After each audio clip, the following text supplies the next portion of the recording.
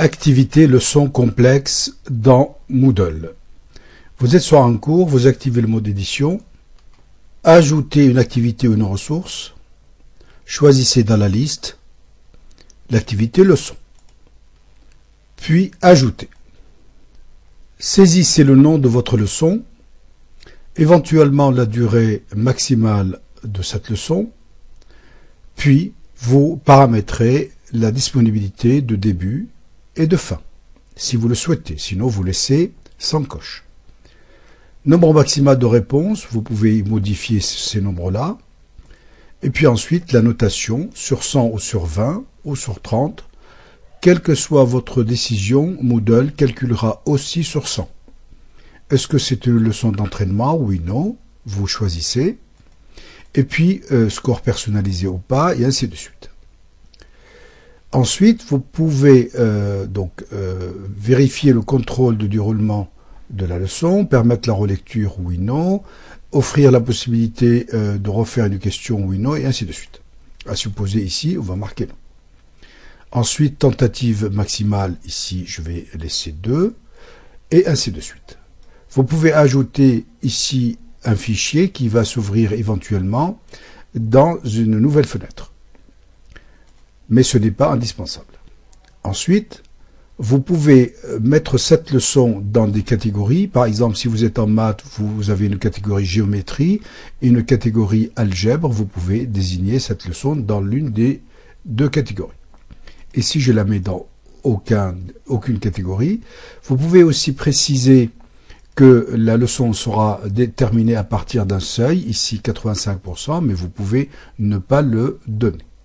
Vous rajoutez le tout et puis ensuite vous enregistrez et vous affichez votre cours. Ce qu'il faut comprendre dans un cours de remédiation, un cours complexe, c'est que, bien entendu, on a déjà vu dans le tutoriel précédent comment on ajoute une page, une table de contenu ou des questions. Voici une table de contenu qui a été mis avec le titre Introduction. Voyons voir ce qu'on a mis en premier. On a commencé par le nom, le contenu lui-même. Ensuite, on a fait ici commencer la leçon. C'est simplement pour indiquer sous forme de bouton à l'élève, donc commencer la leçon. Si vous mettez quelque chose ici, vous devez dire aller où. Ici, il va à la première page de la leçon qui s'appelle Information sur les membres de l'Union européenne. Je peux le renvoyer vers une autre page, ça va de soi, mais ici, il vaut mieux préciser. Vous pouvez faire un deuxième bouton, par exemple ici, je stoppe tout, je ne veux pas le faire. C'est pour l'exemple, ça va de soi. Et ensuite ici, je renvoie vers la fin de la leçon. Il y a des liens donc qui vont se produire, et donc là, je vais enregistrer cette page. Donc ici, l'introduction, c'est le titre de la page.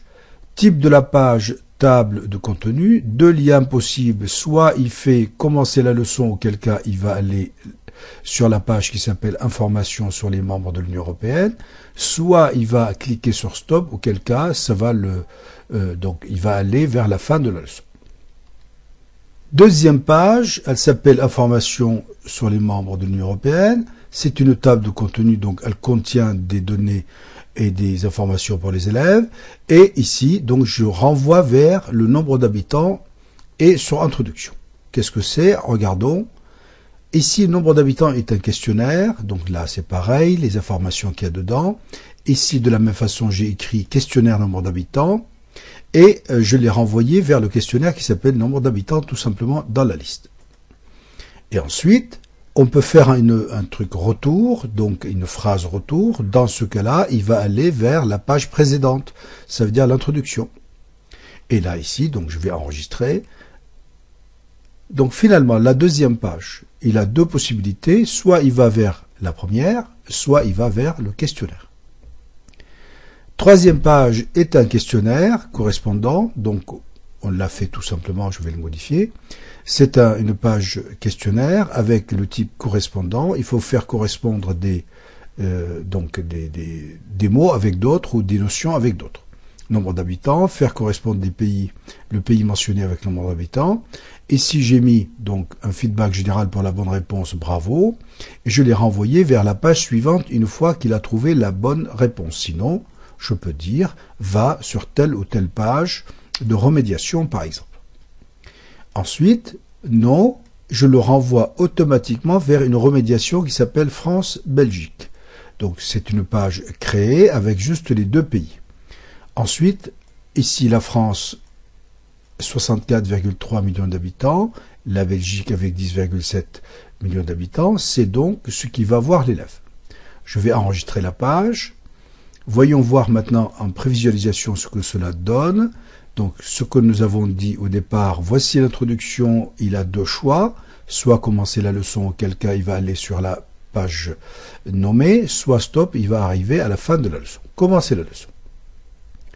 Donc la leçon arrive, le score actuel n'est pas affiché, veuillez, donc là ici il me dit que le score n'est pas affiché, tout simplement il me rappelle les paramètres.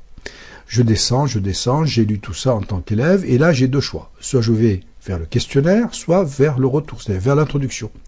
C'est un lien, voilà, je reviens ici, commencer la leçon à nouveau. Je choisis maintenant le deuxième bouton, j'ai le questionnaire. À supposer maintenant que je me trompe. Je prends 10,7 ici, et ici 64,3. Je fais envoyer. L'élève s'est trompé. Non. Continuer. Il va me renvoyer vers donc la page de remédiation avec les deux pays donc tout seul. Et là, je vais refaire la question. Donc j'ai apporté une remédiation à l'élève supplémentaire.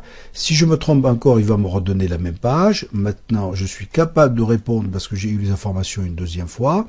Bravo, et je continue. Il me renvoie maintenant vers l'espace Schengen, puis vers la zone euro, et puis ensuite un questionnaire. Et puis ensuite, ce questionnaire-là, soit je me trompe, auquel cas il va me renvoyer vers la page de cours lui-même, parce que c'est moi qui lui ai dit, et ou bien il va me dire, voilà, il m'a renvoyé vers la page de cours afin que c'est une remédiation proposée à l'élève lorsque le questionnaire n'est pas bien rempli. Donc, au final, un schéma de cours, je réponds juste, je passe à la question suivante. Je ne réponds pas juste, je peux être orienté par le biais de ces, donc, de contenu 1, 2, etc., vers ce que pense le professeur en tant qu'une remédiation pour moi. Autre chose encore, je peux aller tout simplement lorsqu'on choisit, on peut faire un contenu aléatoire lorsque nous avons des chapitres qui sont tous de la même importance et je peux donner des questions. Donc je peux faire un chapitre des questions, un chapitre des questions et ainsi de suite. Donc là, le cours avec remédiation permet d'apporter à l'élève des informations supplémentaires afin qu'il réussisse son parcours proposé par le professeur.